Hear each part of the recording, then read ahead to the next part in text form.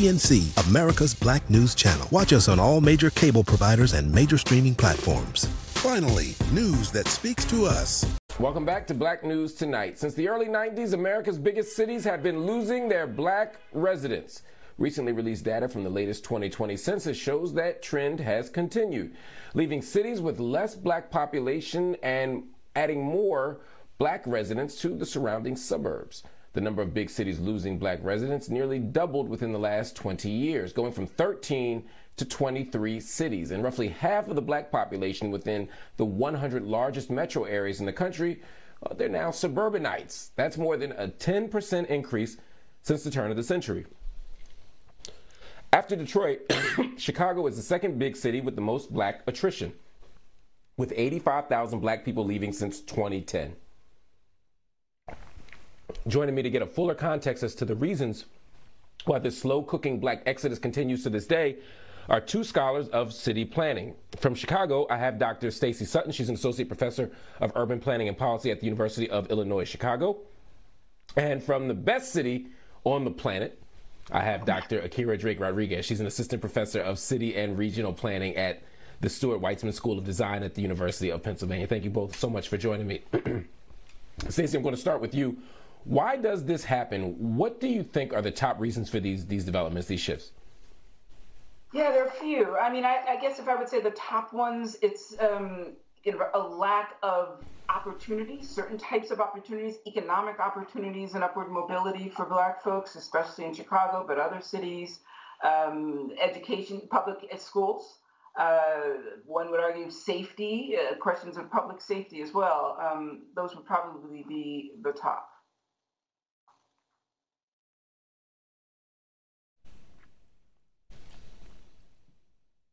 Akira, is there another reason? Can you add to the conversation a little bit? What's adding to these developments? What is something that we sort of take for granted that an expert doesn't in terms of making sense of these shifts?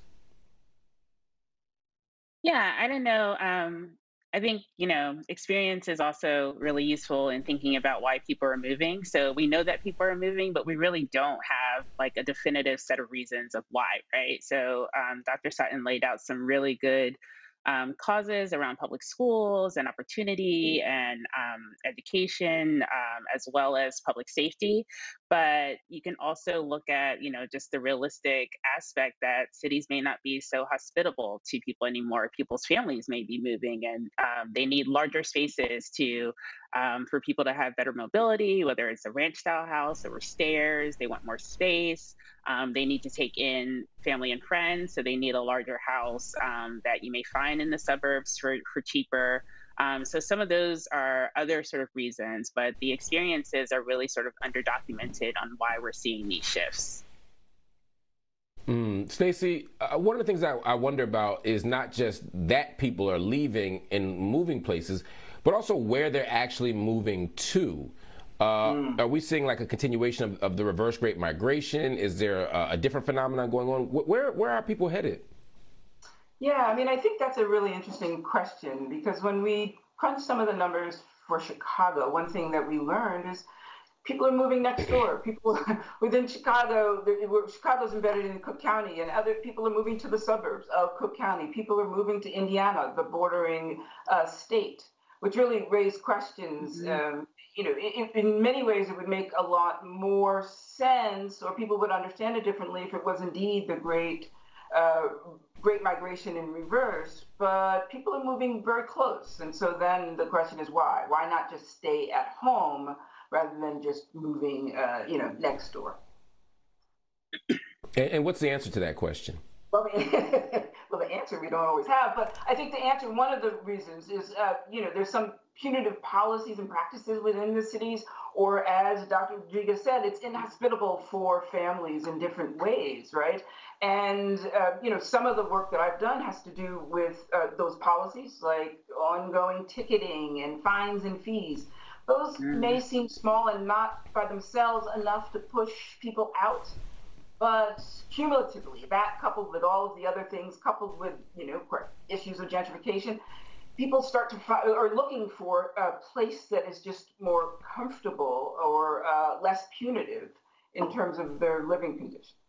So they are close. One of the things we found is that people love Chicago. People from people generally love home. And so they want to stay close to home, but they want to get out of this particular municipality. Akira, do the suburbs that Black folk are moving into have similar segregation issues, both at the interpersonal level and in terms of where people hang out, who they want to engage, what things you're allowed to enter, what social circles, etc., but also at the institutional level? Do we see the kind of institutional segregation that many of us would expect to see? Yeah, certainly. You can see things in these patterns. We have traditionally sort of like older suburbs, streetcar suburbs that are sort of in the inner ring, and then kind of like exurbs all the way out. And it's a range of prices, it's a range of different housing types that all sort of shape how and why people move where they're moving. But certainly you'll see that there are Black people being pushed out of cities because the rent is too high in these cities. So that's one reason. But also because they have cultural connections to some of these spaces. So sometimes their family has already moved out and they're the last one in the city. And so they're moving out just for convenience to be near those networks. But you'll certainly see all types of discrimination and segregation happening in suburbs, like you said, at the interpersonal level. So in schools, you'll see tracking in suburban schools, but also you'll see typical real estate steering, where you'll see that realtors are showing Black families or non-white families, at least, different sorts of neighborhoods and housing opportunities than they would white. So that sort of interpersonal as well as institutional segregation and discrimination still persists even outside of the city. But you can sort of trace the line between, the rents increasing in cities and it becoming much harder. There's also the issue of housing condition because of where Black people in cities tend to live, tend to be the oldest housing stock. Lots of houses in Philly, and I'm sure in Chicago as well, are hitting the 100-year mark. Lots of systemic problems, lots of health problems coming out of those city homes, and so also looking to move to the suburbs for that reason, to have a newer, lower maintenance home as well. Akira and Stacey, this is such an important conversation. I want to keep it going. I want you to stay with me because I have a lot more questions about this, including I'm thinking a lot about this idea of the suburbanization of poverty. A lot of us have an idea of what the suburbs is, what the suburbs are supposed to look like, and I'm starting to find out they look and feel a little bit different than I thought. So everybody, stay with me. I'm going to ask those questions and a lot of questions you want to know when we come back with more Black News Tonight. Welcome back to Black News Tonight. We continue our discussion about the ongoing Black exodus from the big cities toward the suburbs. Back with me is Dr. Stacey Sutton. She's an associate professor of urban planning and policy at the University of Illinois, Chicago. And I'm joined by Dr. Akira Drake Rodriguez. She's assistant professor of city and regional planning at the University of Pennsylvania. Welcome back to both of you. Akira, you study the historical and political impact of public housing. Talk to me about the unseen and unrecognized importance of this institution. Sure, yeah.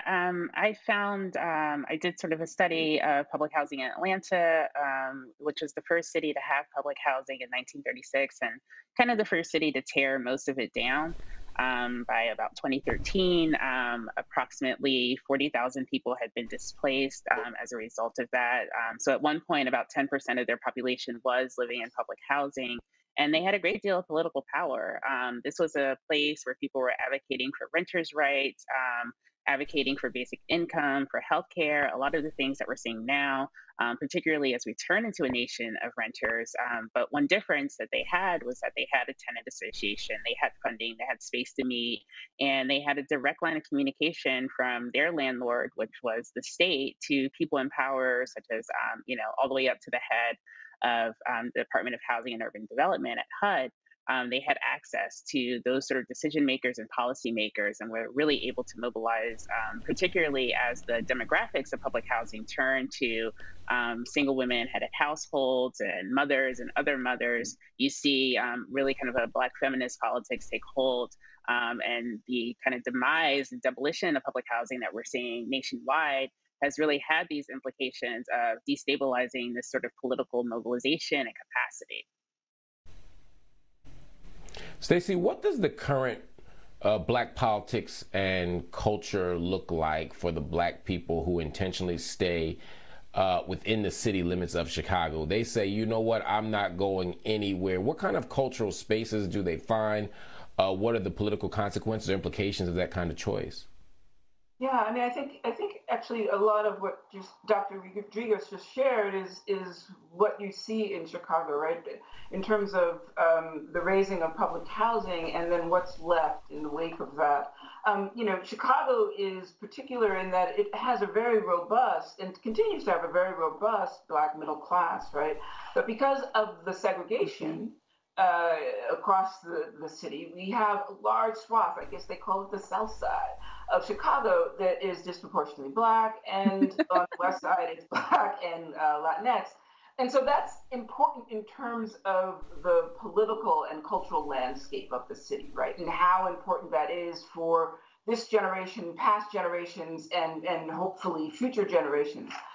The question then arises, what are the implications when we see this exodus of Black residents from Chicago, when we see 400,000 Black residents leaving since 1990? That's a huge number of folks, right? So what are the political and cultural implications? I mean, I think culturally, if we just look at the local level, they've retained, and we have retained our cultural fabric.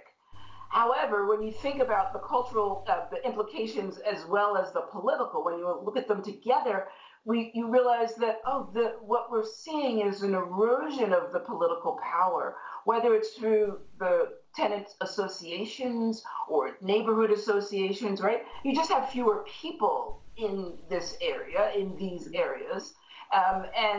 Folks are struggling, many folks are struggling, and they're just not as participatory. Some folks are not as participatory, or the infrastructure for maintaining the political life, a vibrant political life, has shifted, right? And so if we kind of play that out, as I think Dr. Rodriguez has begun to play that out, and think about the implications beyond the neighborhood level, at the city level, at the county level, and so forth, right? I mean, you build strong political power locally, and that has implications extra locally. So when you start to erode that because of these migration patterns, these exodus of Black residents, it's there's a potential problem there. Even when we think about the census and the undercount in Black communities and the gerrymandering of the map, all of these have implications in terms of the exodus or the movement of Black residents from cities to other areas. Let me ask you one more question before we go. I was thinking about the work I did in Ferguson, and that's when I first sort of really started to think deeply about what a suburb could be. Then I started to think about places like Compton. I started to think about, places like here in Philadelphia, like Darby or Upper Darby, which have changed in many ways over the last 30 to 40 years. And I realized that our collective public understanding of the suburbs is this idyllic place with lawns and two-parent families and no crime, etc. And I'm finding two things. One, that we've simplified what the suburbs have always been.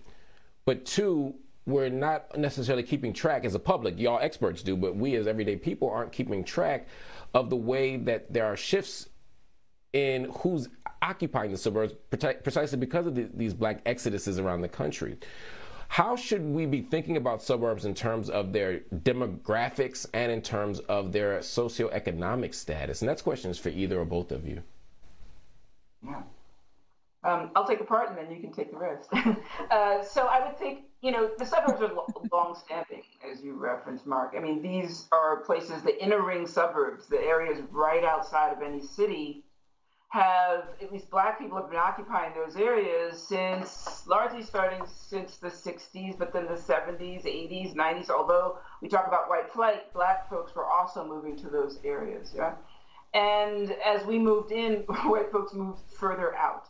And so what are the implications of that? That changes the landscape. It changes. One thing that I often talk about is, investment and disinvestment tends, or let's say disinvestment tends to follow Black bodies. So whether it's within the city, and we have concentrations of Black folks, and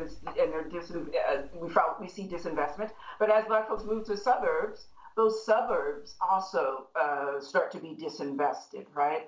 And even if we don't take that structural analysis, we can look at because of the racial wealth gap, Black folks are earning less and living in suburbs, and so therefore their property values are most likely much less, and so there's less for the city to invest in these areas. So we start to see the same kind of decline in, especially in the inner ring suburbs, as we see in the cities. And now many cities are starting to revitalize, but not with Black folks. Akira, I'll give you the last word on this.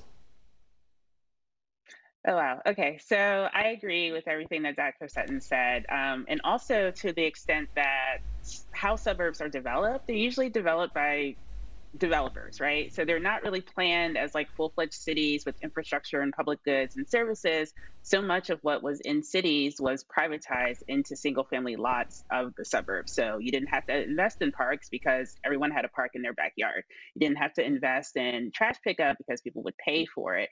You didn't have to invest in public transit because everyone had a car. And so as Black people in particular, and low-income people, to pick up on your suburbanization of poverty thread, move into these areas, they're largely kind of like unstructured, ungoverned, and unplanned.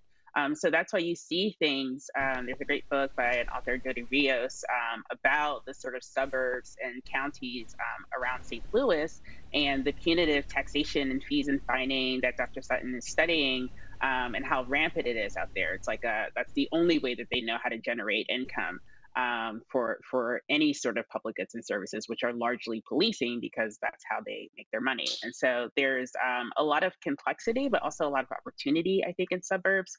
This is very similar to the areas that Black women in public housing moved into in the 60s and 70s in Atlanta. It was all undeveloped land. So there were no transit. If you've ever seen the MARTA lines in Atlanta, there's like one little spur that goes to the northwest where all the public housing was. But that took years of fighting. But there were no sidewalks, there were no streetlights, there were no traffic lights. And so people had to mobilize to get those basic goods and services and amenities in their communities. And so a lot of suburbs have that potential to really see some mobilization and some planning in ways that can still make them viable communities for people who are there. Wow, this is so complicated, so interesting, and I'm grateful to you two for making this accessible to me and the audience. But we have a lot more conversations to have about this, because this phenomenon speaks not just to demographic patterns and interesting sort of scholarly conversation, but it also helps us understand who our people are, who our communities are, where they are, and what we can do to have our needs met best. Stacey, Akira, thank you so much for joining me on Black News Tonight. We'll be sure to have you back soon.